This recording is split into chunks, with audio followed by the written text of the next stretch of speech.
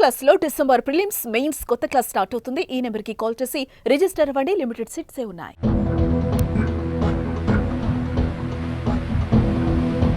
Matrimonial సైట్లలో భార్యలను కోల్పోయిన భర్తలే ఆమె టార్గెట్. తన అందాలతో వారికి వలపు వలవేస్తుంది.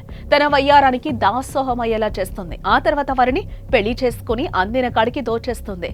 కథ అడ్డం తిరిగితే వారిపైనే తప్పుడు కేసులు పెట్టి సెటిల్మెంట్ కు ప్లాన్ చేస్తుంది ఈ కిలాడి లేడీ.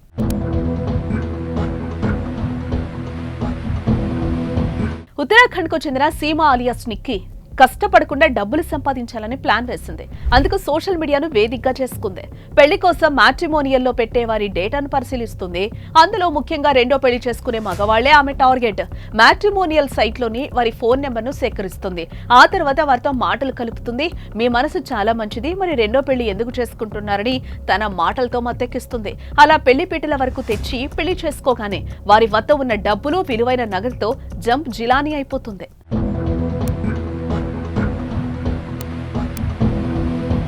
సీమా మొదటిగా 2013లో ఆగ్రాకు చెందిన వ్యాపారిని వివాహం చేసుకుంది. ఆ తర్వాత కొన్నాళ్లకు భర్త కుటుంబ సభ్యులపై కేసు పెట్టింది. అనంతరం వారి వద్ద నుంచి 75 లక్షలు వసూలు చేసి కేసును ఉపసంహరించుకుంది. ఆ తర్వాత 2017లో గురుగ్రామ్ కు చెందిన సాఫ్ట్వేర్ ఇంజనీర్ ను పెళ్లి చేసుకుంది. ఆ తర్వాత అతని నుంచి విడిపోయింది.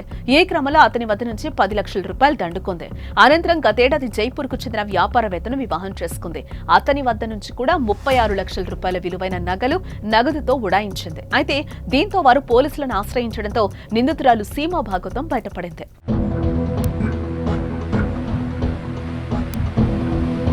ఓ బాధితుడు ఇచ్చిన ఫిర్యాదుతో దర్యాప్తు చేసిన పోలీసులు సీమా అలియాస్ నిక్కీపై నిఘా పెట్టి అదుపులోకి తీసుకున్నారు. ఇక అనంతరం విచారణలో పోలీసులు సైతం నివ్వెరపోయే నిజాలు బయటకొచ్చాయి.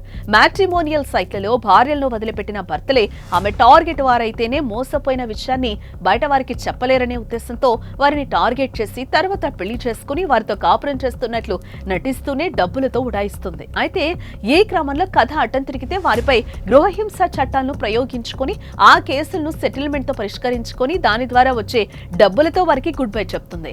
ఇలా ఇప్పటి వరకు వివిధ రాష్ట్రాల వారిని పెళ్లి చేసుకుని 1.25 కోట్ల సెటిల్మెంట్ల రూపంలో వసూలు చేసినట్టుగా తెలుస్తోంది.